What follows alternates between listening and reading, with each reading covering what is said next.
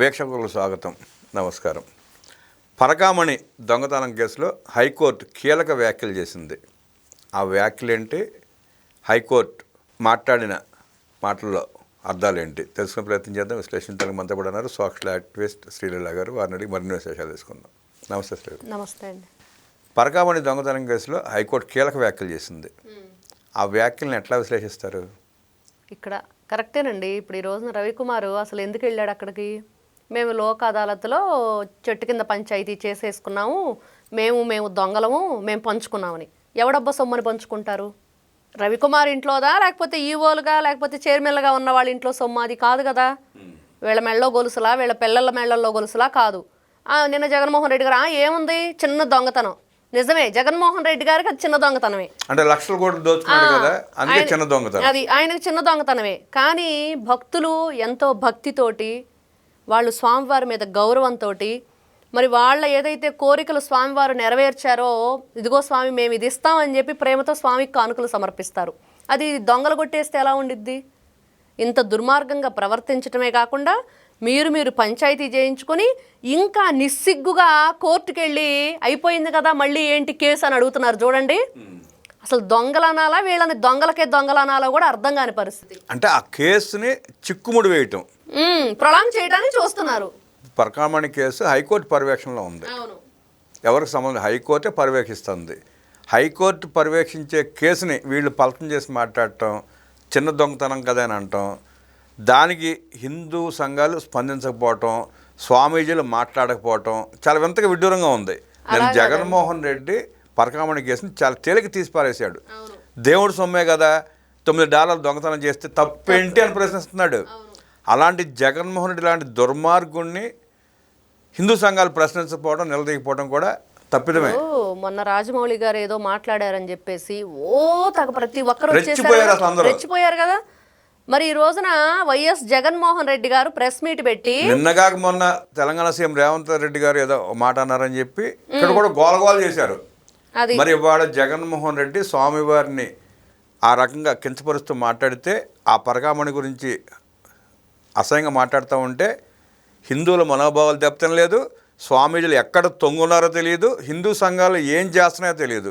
అంటే వీళ్ళకు కూడా జగన్ రెడ్డి అంటే భయం అంటారా? భయం లేదండి. వీళ్ళకేం భయం? ఎందుకు భయం? ఎందుకు భయపడాలి? మరి ఎందుకు మాట్లాడట్లా ఈ రోజున? అదే కదా, ఈ రోజున ప్రతి ఒక్కరి క్వశ్చన్ అదే. మీరందరూ కూడా ఏ చిన్న మాటకు కూడా విరుచుకుపడి లేని రాద్ధాంతాన్ని సృష్టించి గందరగోళం చేసే మీరు, ప్రశ్నించే మీరు, ఈ రోజున జగన్మోహన్ రెడ్డి గారిని ఎందుకు ప్రశ్నించట్లేదు? ఈ రోజున అసలు జగన్మోహన్ రెడ్డి గారికి మాట్లాడే హక్కు ఎక్కడ ఉందండి? సతీ సమేత మీరు కూడా జగన్మోహన్ రెడ్డి గారు అనవసరంలా, జగన్ రెడ్డి అంటే చాలు, గారు తీసేయండి. నిన్న భువనేశ్వరి గారిని ఏకవచనంతో మాట్లాడుతున్నాడు జగన్మోహన్ రెడ్డి. ఇప్పుడు ఆవిడ పేరెత్తే అర్హత లేని జగన్మోహన్ రెడ్డి భువనేశ్వరి అంటున్నాడు. అంటే ఇక్కడ అసలు మనిషి పుట్టిన తర్వాత మానవత్వం అనేది, మంచితనం అనేది, గౌరవం అనేది లేని దాంట్లో ఉన్నాడు ఆ మనిషి. నిజంగా ఏ విధంగా లెక్కగట్టాలో, దేనికి జమగట్టాలో కూడా తెలియని పరిస్థితి. ఒడ్లు గింజలు పుచ్చిపోతాయని జగన్మోహన్ రెడ్డి పుట్టాడు. అంతకుమించి అతని వల్ల ఉపయోగమే లేదు. అంటే నిన్న ఆయన ప్రెస్ మీట్ వింటుంటే ఒక్కొక్కరికి రక్తం మరిగిపోయే పరిస్థితి. మరి ఈ రోజున 24 hours గడిచిపోతున్నా కూడా ఎవరు ఎందుకు స్పందించట్లేదు? దాని మీద ఎందుకు క్వశ్చన్ చేయటం లేదు? మరి జగన్మోహన్ రెడ్డి గారి కాలర్ పట్టుకొని బయటికి ఎందుకు లాగట్లేదు? ఈ రోజున చూస్తే వీళ్ళు దొంగతనం చేయటం, రాజీ చేసుకోవటం, పంచాయతీలు చేసుకోవటం, ఆయన ఆస్తులు వీళ్ళే దొంగతనంగా రాయించుకోవటం అయిపోయి మళ్ళా కోర్టుకు వెళ్ళి ఏంటి ఇంకా కేసు అని అడిగే స్థాయిలో ఉన్నారంటే మరి జగన్మోహన్ రెడ్డి గారు దానికి ఎంత సపోర్ట్ ఉన్నారు? ఈయన ఎన్ని డాలర్లు వాళ్ళ దగ్గర నుంచి తీసుకున్నాడు? కోట్లే. మరి అంతే కదా. ఆ రోజు $9,000 దొంగతనం చేస్తే పట్టుబడ్డాడండి. అవును, సిఐ ఆయన. ఒక్కసారి కాదు కదండి, పెద్దజీరు మఠం నుంచి అక్కడున్న మేనేజర్ ఎవరైతే ఉన్నారో ప్రతిసారి ఒకే వ్యక్తిని ఎందుకు పంపిస్తున్నాడు అనేది క్వశ్చన్. దొంగతనం చేయడానికే. మరి ప్రతిసారి అతనే వస్తున్నప్పుడు ఎందుకు ఐడెంటిఫై చేయలేదు వీళ్ళు? ఐడెంటిఫై చేసిన తర్వాత ప్రతిసారి నువ్వే సంతకాలు ఉంటాయి కదా అక్కడ రిజిస్టర్లో, ఎవరు వస్తున్నారు ఎవరు పోతున్నారు అనేది. ప్రతిసారి కూడా వేరు వ్యక్తులను పంపించాలనేది ఉంది కదా రూలు. మరి ఎందుకు ప్రతిసారి ఒకే వ్యక్తిని పంపించినప్పుడు వీళ్ళు సైలెంట్గా ఉన్నారు? అంటే మీకు కూడా దాంట్లో పార్ట్నర్షిప్ ఉందని. అంటే దొంగతనం చేయడంలో అతనికి బాగా మెళుకువలు ఉన్నాయి. పైగా భువన కరుణాకర్ రెడ్డి శిష్యుడు అనుకుంటా, వైవి సుబ్బారెడ్డి కూడా బాగా తెలుసు, జగన్మోహన్ రెడ్డి కూడా వాటా ఉంది. అందుకే దాన్ని చల్లార్చడానికి రాజీ నెపంతో 14 కోట్లు అంత ఇప్పించి 150-200 కోట్లు వీళ్ళు తినేశారని చెప్పి కూడా ప్రచారం జరుగుతూ ఉంది. అవును. అంటే ఇక్కడ భగవంతుని మీద జగన్మోహన్ రెడ్డి గారు ఈ రోజున భయం భక్తి అని చెప్పి కొత్త మాటలు మాట్లాడుతుంటే, వెంకటేశ్వర స్వామికి ప్రపంచవ్యాప్తంగా భక్తులు ఉన్నారని మాట్లాడుతుంటే చాలా సిగ్గుచేటుగా ఉంది వినటానికి. ఎందుకు అంటే నీకు ఆ భయం భక్తి ఉండి, నీకు ఆ వెంకటేశ్వర స్వామి అంటే నీకు ప్రేమ ఉంటే, ప్రపంచవ్యాప్తంగా భక్తులు ఉన్నారని నీవు సీఎంగా ఉన్నప్పుడు నీకు తెలియదా? మరి స్వామివారికి పట్టు వస్త్రాలు నువ్వెంత అగౌరవంగా ఇచ్చావు? గౌరవంగా సతీ సమేతంగా వెళ్ళిచ్చావా? ఇయ్యకపోగా నీ ఇంట్లో నువ్వెలా శ్రీవారి గుడిని సెట్టింగ్ చేయించావు? నువ్వు మాట్లాడుతున్నావా ఈ రోజున? నువ్వు చెప్తున్నావా? మరి ఇలాంటి వ్యక్తులు చెప్తుంటే వినాల్సిన పరిస్థితి, దౌర్భాగ్యం ఏర్పడింది ప్రజలకి. వీళ్ళు కూడా ఈ రోజున తల్లి వయసున్న వ్యక్తుల్ని, సాటి స్త్రీని, కనీసం స్త్రీగా అయినా సరే మనం షర్మిల గారని, సునీత గారని ఈ విధంగా మాట్లాడుతుంటే జగన్మోహన్ రెడ్డి గారికి సోయలేదా? అంటే అంత కండకావరమా? కళ్ళు నెత్తికెక్కినయా?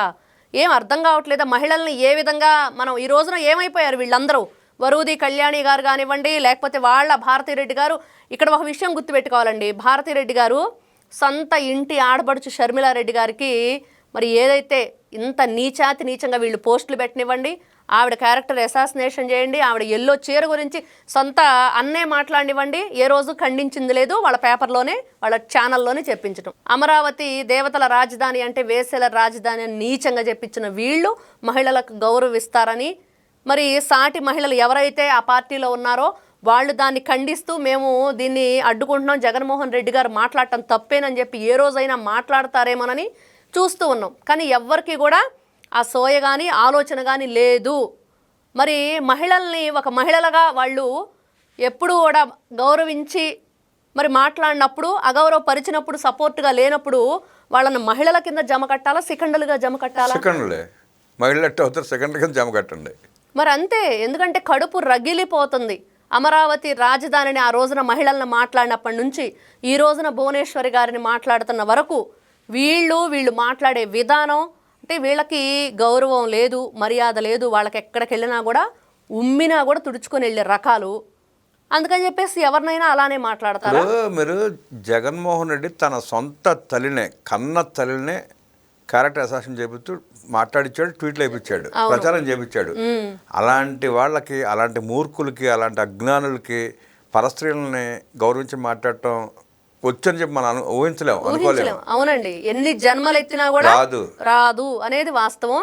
మరి ఈ వ్యక్తి ఈ రోజున ప్రెస్ మీట్ పెట్టి మరి నారా చంద్రబాబు నాయుడు గారి గురించి, సిట్ అధికారుల గురించి మాట్లాడుతుంటే మరి ఎందుకు ఈ రోజున ప్రభుత్వం చూస్తూ ఊరుకుంది?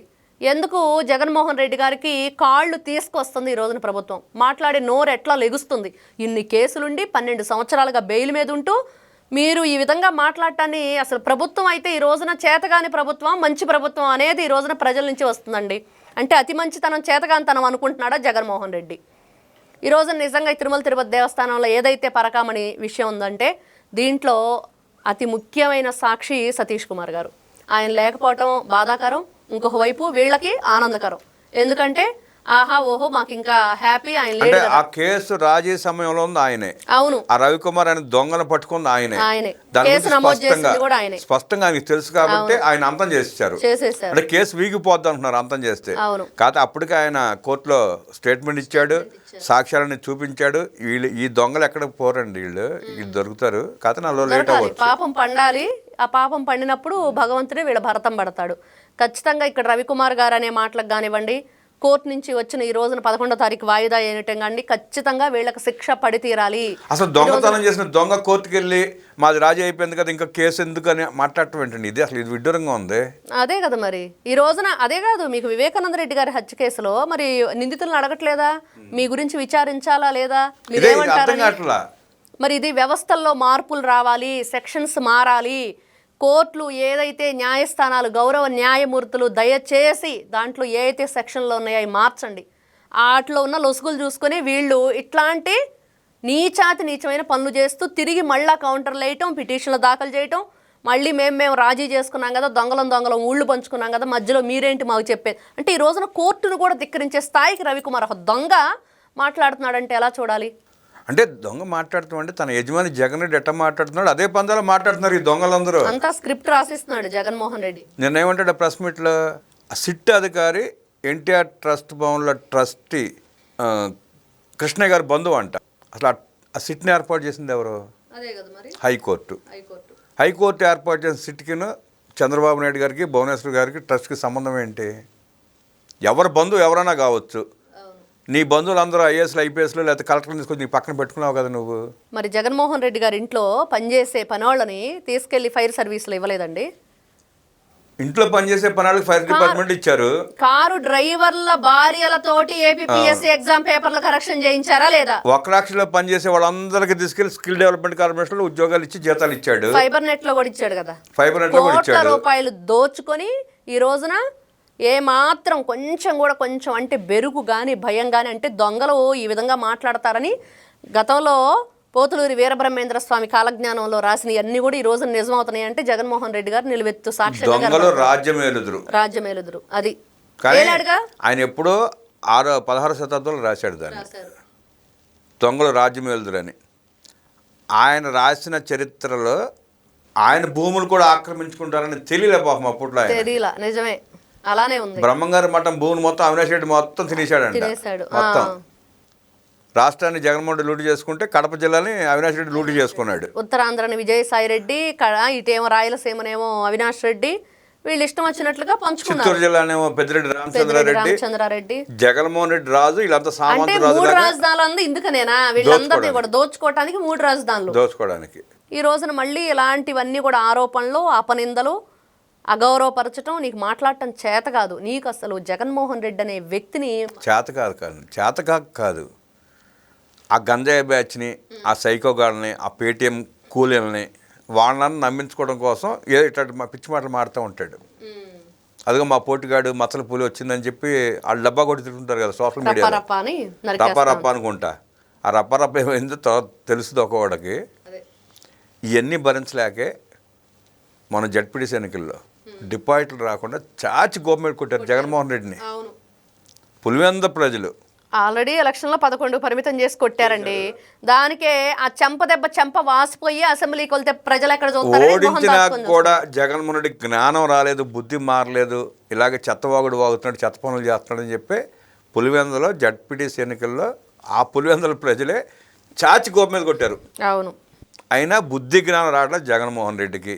కనకపు సింహాసనం మీద సునకాన్ని కూర్చుండబెట్టినట్టు జగన్మోహన్ రెడ్డికి అధికారాన్ని ఇచ్చి ఎలా రాష్ట్రాన్ని దుర్గంధ పాలు చేశాడో చూశాకైనా ఇంకా ఆ కొద్దిమంది పేటీఎం గాళ్ళ మార్పు రావాలని, తక్షణ జగన్మోహన్ రెడ్డిని అరెస్ట్ చేయాలంటూ విశ్లేషించిన శ్రీలీల గారికి ధన్యవాదాలు తెలియజేస్తూ నమస్కారం.